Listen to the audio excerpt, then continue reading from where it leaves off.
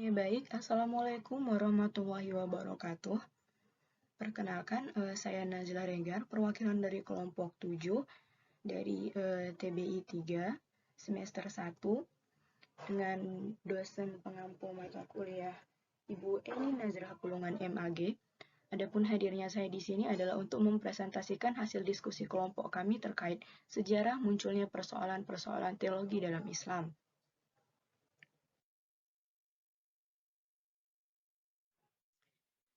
Pertama, sejarah munculnya persoalan-persoalan teologi dalam Islam. Menurut Harun Nasution, munculnya persoalan teologi dalam Islam dipicu oleh persoalan politik. Lebih lanjut, munculnya paham teologi dalam Islam ini dapat kita lihat pada sejarah perkembangan kalam pra-Khawarij. Perkembangan kalam tidak dapat kita lepaskan dari dua sisi latar belakang sejarah Islam. Sisi pertama ialah sisi historis kekuatan politik dan kepentingan kelompok, sedangkan sisi kedua adalah aspek pengumuman tradisi Islam dengan diskursus budaya lain. Nah, kedua aspek ini dipandang mendahului lahirnya persoalan teologis.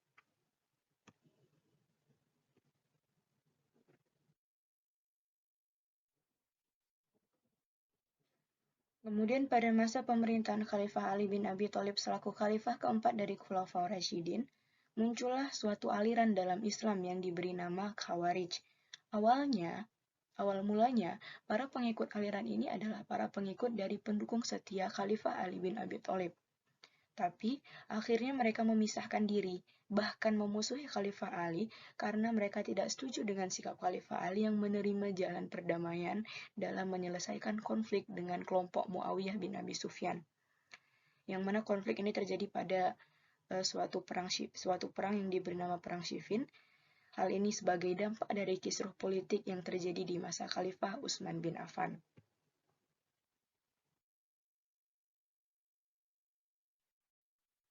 Pada mulanya, Perang Siffin ini sendiri dilatar belakangi oleh kebijakan Khalifah Utsman bin Affan dalam memimpin. Nah, Khalifah Utsman menganut kebijakan mengangkat saudara-saudara lelakinya untuk menempati posisi penting dalam roda kepemerintahan.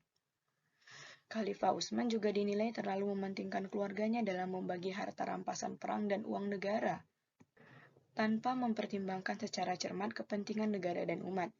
Ia juga dituduh menempatkan orang yang dipandang kurang tepat untuk menduduki jabatan strategis dalam lingkungan pemerintahan.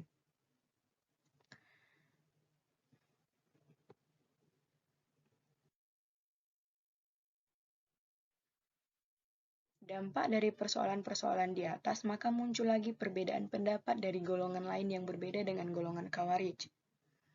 Ialah golongan Murji'ah. Aliran Murji'ah berpendapat bahwa Muslim yang melakukan dosa besar tidak kafir. Muslim yang melakukan dosa besar tidak berhak disebut sebagai kafir, melainkan tetap mukmin. Terkait apakah dosanya diampuni oleh Allah atau tidak, itu adalah urusan Allah dan bukan wewenang manusia untuk menentukan kafir atau tidaknya seseorang. Selain dua golongan di atas, hadir pula golongan lain yang berpendapat bahwa pelaku dosa besar bukanlah golongan kafir atau mukmin, tetapi berada di antara keduanya. Nah, golongan ini kita kenal dengan nama golongan Mu'tazilah.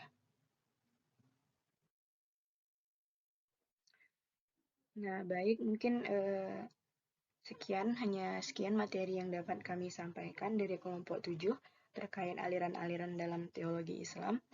Saya Najla Regar mewakili kelompok 7 mengucapkan terima kasih dan maaf apabila ada kekurangan dalam presentasi kami. Sekian, wassalamualaikum warahmatullahi wabarakatuh.